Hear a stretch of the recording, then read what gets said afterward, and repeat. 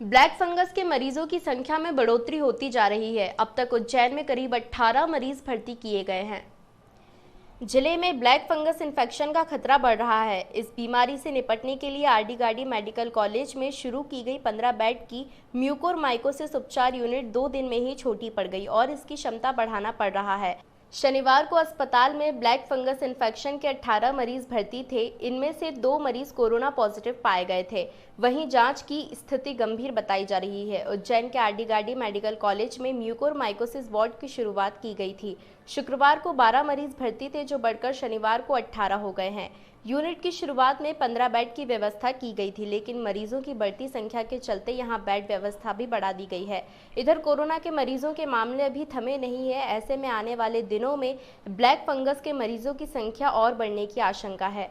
RD Gardi ENT department द्वारा शनिवार के 2 मरीजों का ऑपरेशन किया गया था। इसके पूर्व 4 मरीजों का ऑपरेशन किया जा चुका है। आने वाले दिनों में कुछ और मरीजों के ऑपरेशन किए जाएंगे। उज्जैन शहर में कोरोना के कई मरीज ब्लैक फंगस इन्फेक्शन की समस्या से जूझ रहे हैं।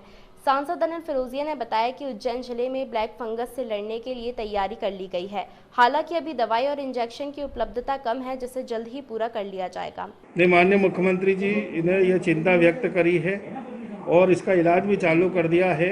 हमारे यहाँ पे हमने उसके लिए अलग से व्यवस्था भी कर दी है। बड़नगर में भी हमने मतलब उज्जैन हमने तहसील स्तर पे भी ब्लैक फंगस के जो मरीज हैं उनके लिए व्यवस्था करी है। और उज्जैन में भी हमारा जिला प्रशासन, हमारे डॉक्टर सब अलर्ट हो गए हैं। अभी लगभग 10 से 12 ऐसे केस हमारे सामने संज्ञान में आए हैं और उनको तुरंत हमने इलाज भी करवा दिया और उसको कुछ तो सही भी होके और अपने घर भी चले गए। नहीं, इलाज हमने उनको अवेलेबल करवाई है और अभी माननीय मुख्यमंत्री जी से भी चर्चा हुई है और माननीय स्वास्थ्य मंत्री हर्षवर्धन जी से भी हमने बातचीत करी है। दवाई की कोई कमी नहीं है। अब दवाई, ऑक्सीजन सब पर्याप्त मात्रा में हमको मिल रहा है।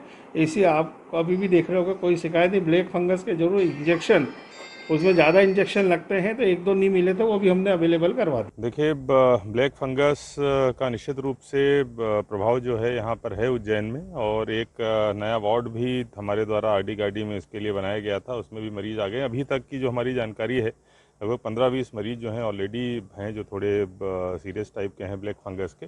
उनका इलाज जो है वो चल रहा है और एक जो एंटी फंगल इन्फेक्शन है, इंजेक्शन है, उसकी ज़रूर शॉर्टेज मार्केट में है। उसका और उसके जो विकल्प हैं उनका हम लोग मुहैया कराने के लिए प्रयासरत हैं। बहुत जल्दी वो तत्काल रूप से मुहैया करा दिया जाए। मध्य प्रदेश के फार्मेसी काउंसिल के अध्यक्ष ओम जैन ने बताया कि बड़ी समस्या इसके उपचार में उपयोग होने वाली जरूरी दवाओं की कमी भी बन गई है। भारत में पहले बीमारी कम थी, इसलिए ज़्यादा दवाइयाँ नहीं बन सकी हैं। फंगस इन्फेक्शन रोकने के लिए मरीजों को एम्फोटेरेसिन B इंजेक्शन दिया जाता है, लेकिन यह बाजार में आसानी से उपलब्ध नहीं हो रहा है। मुख्यमंत्री शिवराज सिंह चौहान और प्रधानमंत्री जल्द ही इस पर चिंता कर निर्णय लेंगे। से ब्लैक फंगस को लेकर लाइपोसोमल एम्फोटेरेसिन B इंजेक्शन या ये फार्मूले के इंजेक्शन हिंदुस्तान में उपलब्ध नहीं है, क्योंकि पहले ऐसा ब्लैक फंगस बहुत फ्रिक्वेंटली लोगों को होता नहीं था, इसलिए इसका उत्पादन उतना नहीं होता था।